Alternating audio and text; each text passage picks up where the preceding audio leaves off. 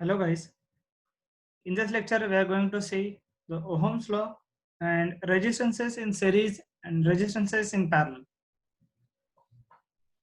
Let's start with the Ohm's law.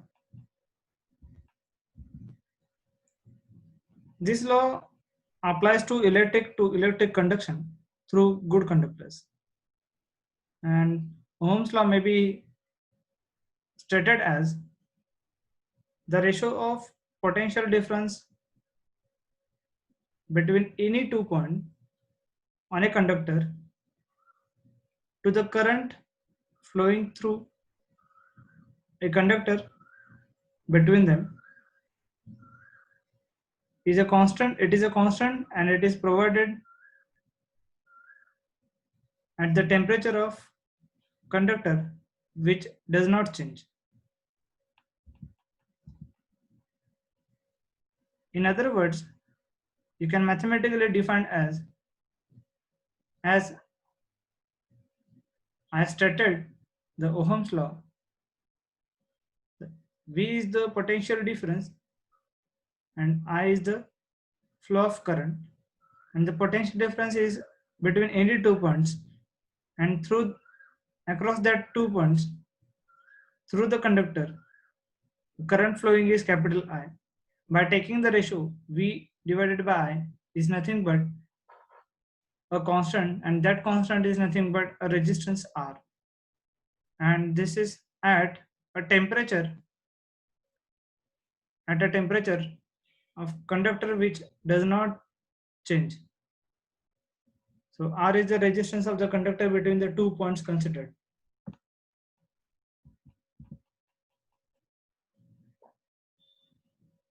We can put it another way. It simply means that the provided capital R is kept constant.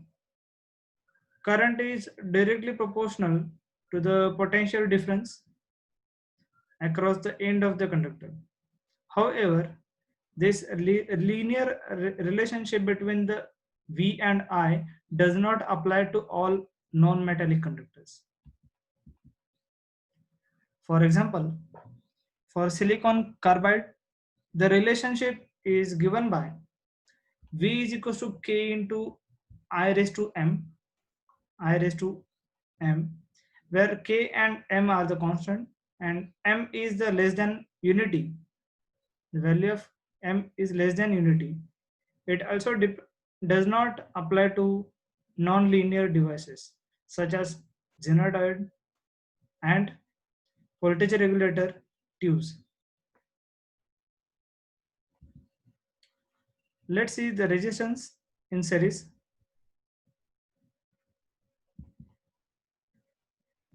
You can see here a figure.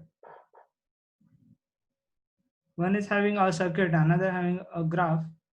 In the circuit, this circuit shows that some resistances, that is R1, R2 and R3, are joined end to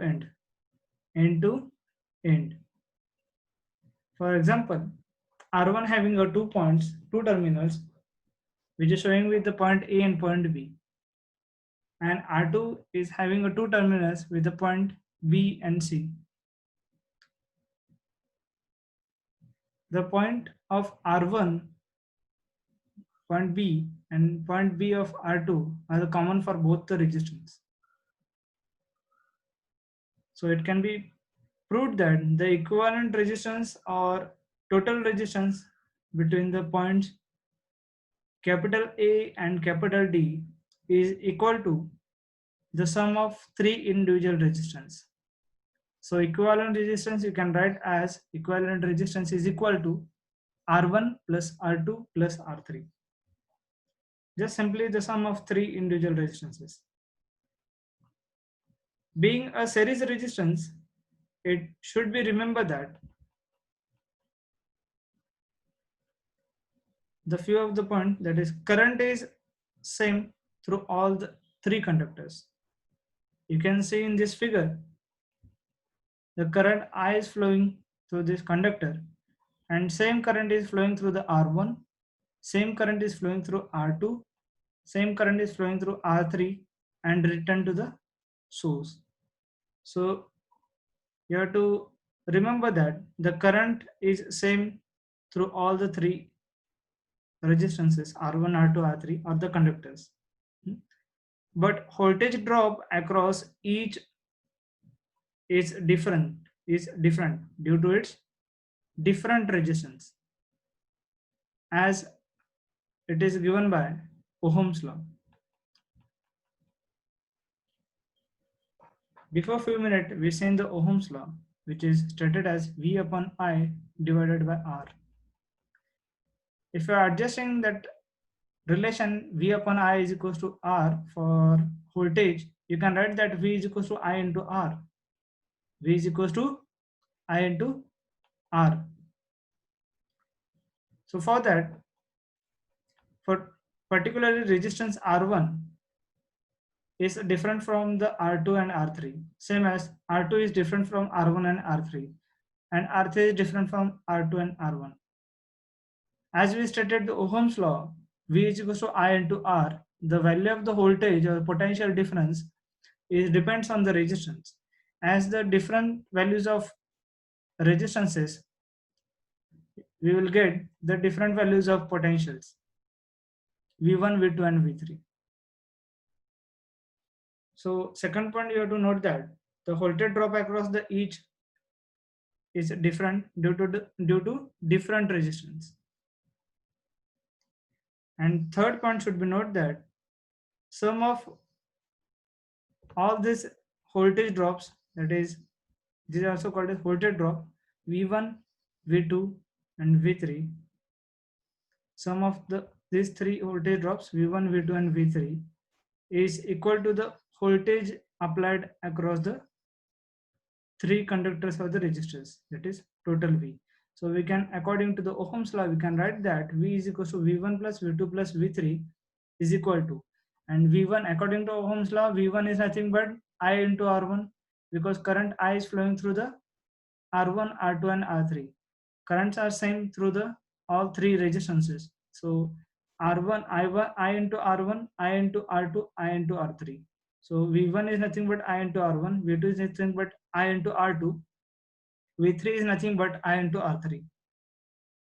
So just simplifying this equation, you can take the common current I. By taking the common current I, we can write as total voltage V is nothing but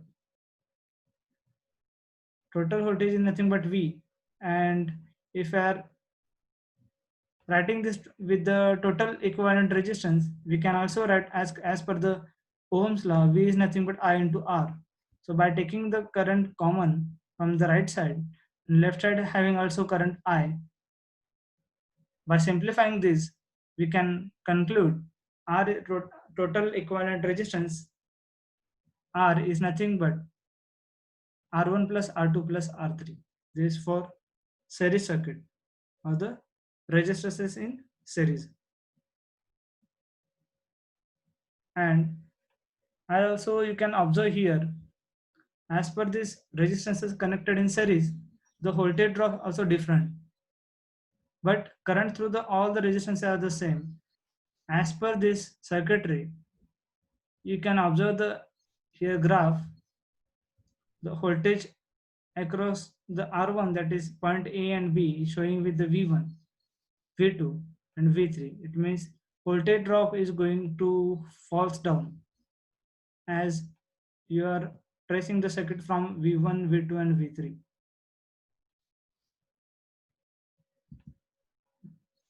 The main characteristics of series circuit,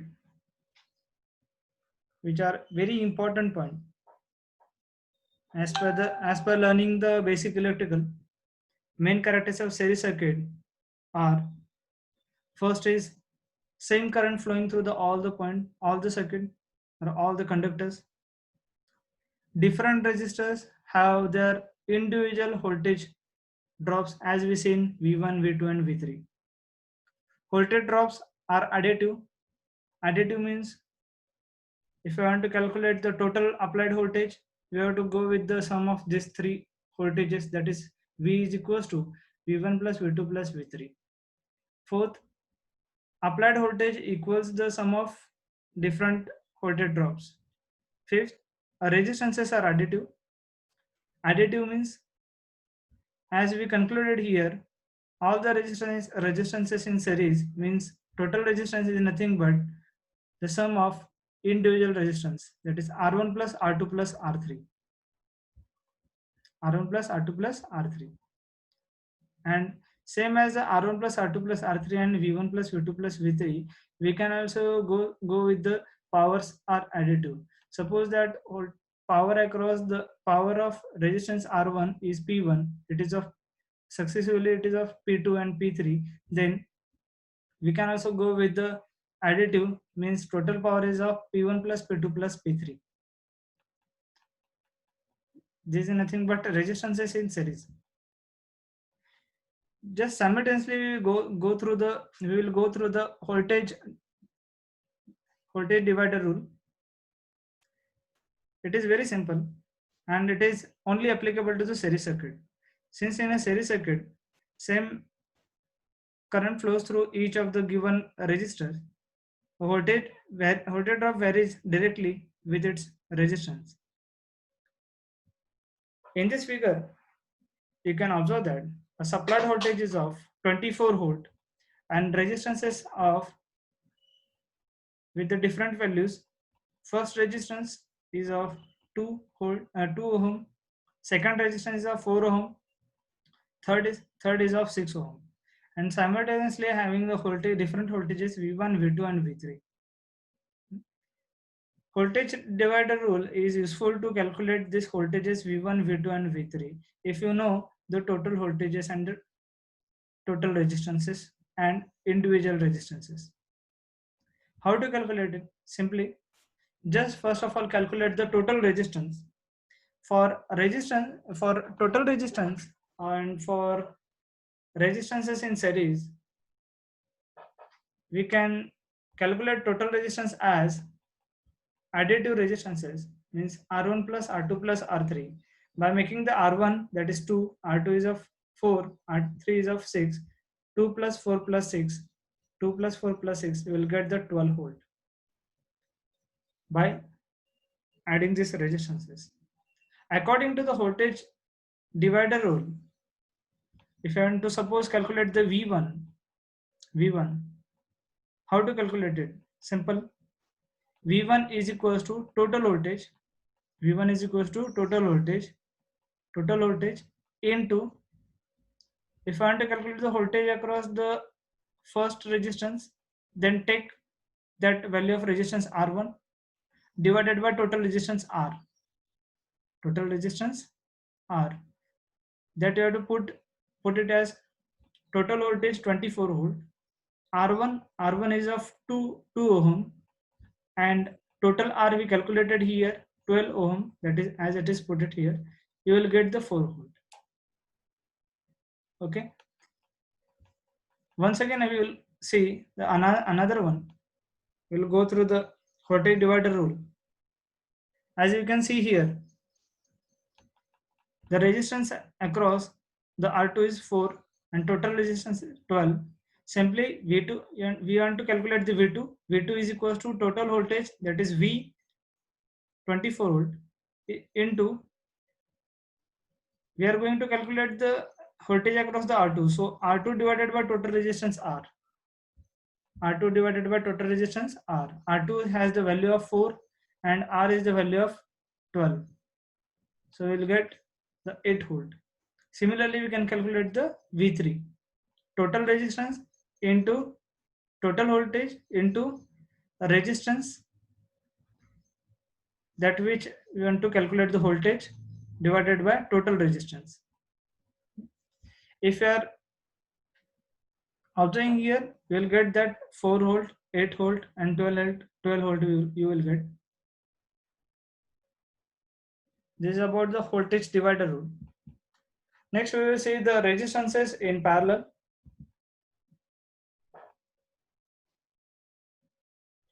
The resistances, 3 resistances, you can observe here one figure as the resistances, 3 resistances R1, R2 and R3. are joined in this manner, are said to be connected in parallel.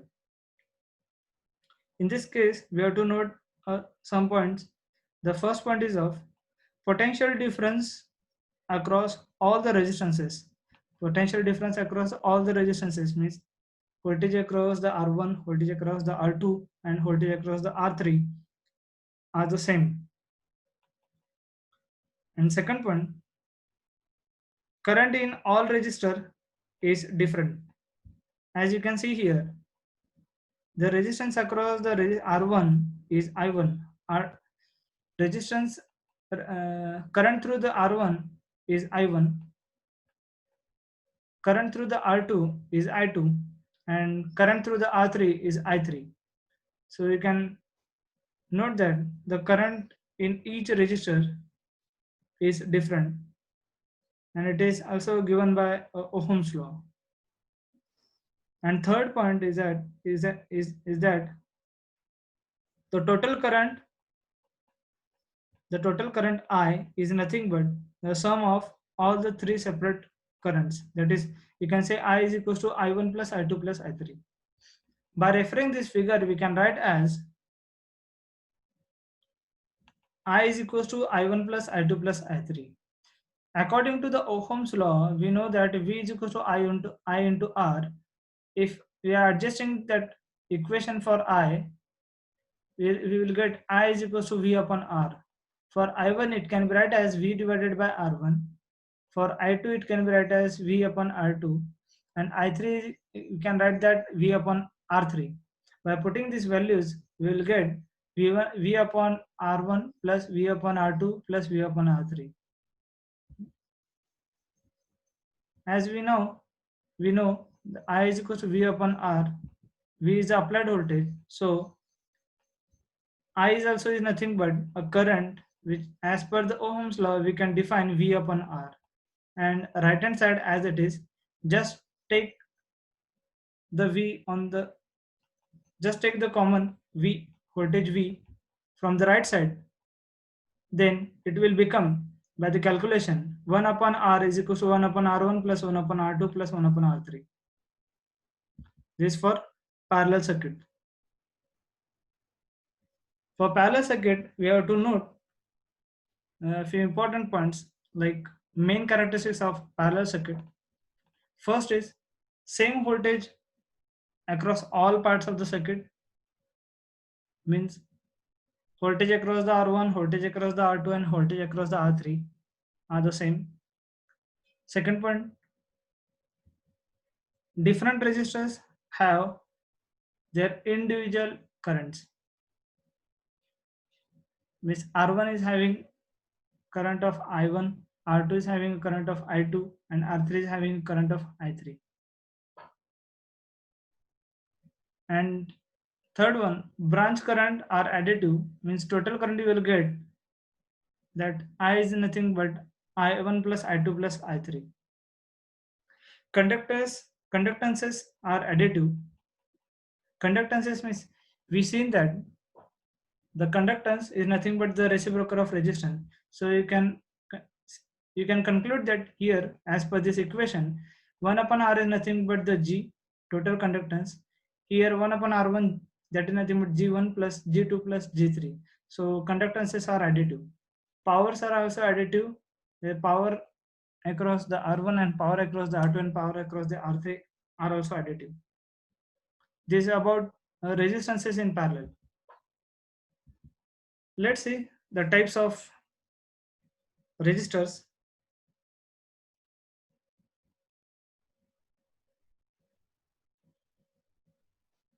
As we seen, resistance is nothing but the opposition to the flow of current. And also we seen the Ohm's law. Ohm's law stated that it is the ratio of voltage and the current without change in temperature. So as per the manufacturing of resistors, there are different types of resistors. First is carbon composition. It is a combination of carbon particles and a binding resin with different proportions for providing desired resistance. Attached to ends of the resistive element are metal caps which have axial leads of tinned copper wire for soldering the resistor into a circuit. The resistor is enclosed in a plastic case to prevent the entry of moisture and other harmful elements from outside. Billions of carbon composition resistors are used in the electronic industry every year. They are available in power ratings of 1 by 8, 1 by 4, 1 by 2, 1 and 2 watt in voltage range of 250 volt, 350 volt, 500 volt. They have low failure rates when properly used. Second is deposited carbon. Deposited carbon resistors consist of ceramic rods which have a carbon film deposited on them. They are made by placing a ceramic rod in a methane filled flask and heating it until by a gas cracking process a carbon film is deposited on them. A helix grinding process forms the resistive path. As compared to carbon composition resistors, these resistors offer a major improvement in lower current noise and in closure tolerance. These resistors are being replaced by metal film and metal glaze resistors. Third one, high voltage ink film. These resistors consist of ceramic base on which a special resistive ink is laid down in a helical band. These resistors are capable of withstanding high voltages and find extensive use in cathode ray circuits, in radar, and in medical electronics. Their resistances range from 1 kilo ohm to 1 lakh mega ohm with voltage range of 1000 kV. Fourth is metal film. Metal film resistors are made by depositing vaporized metal in vacuum on a ceramic core rod. The resistive path is helix ground as in the case of deposited carbon resistors. Metal film resistors have excellent tolerance and temperature coefficient and are extremely reliable. Hence, they are very suitable for numerous high-grade applications as in low-level stages of certain instruments, although they are much more costlier. The next one, metal glaze.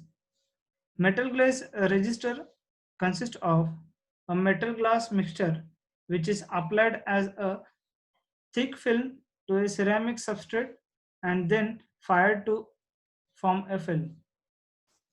The value of resistance depends on the amount of metal in the mixture. With helix grinding, the resistance can be made to vary from 1 ohm to many mega ohms. Next is wire wound. Wire wound resistors are different from all other resistances in the sense that no film or resistive coating is used in their construction. They consist of a ceramic core wound with a drawn wire having accurately controlled characteristics.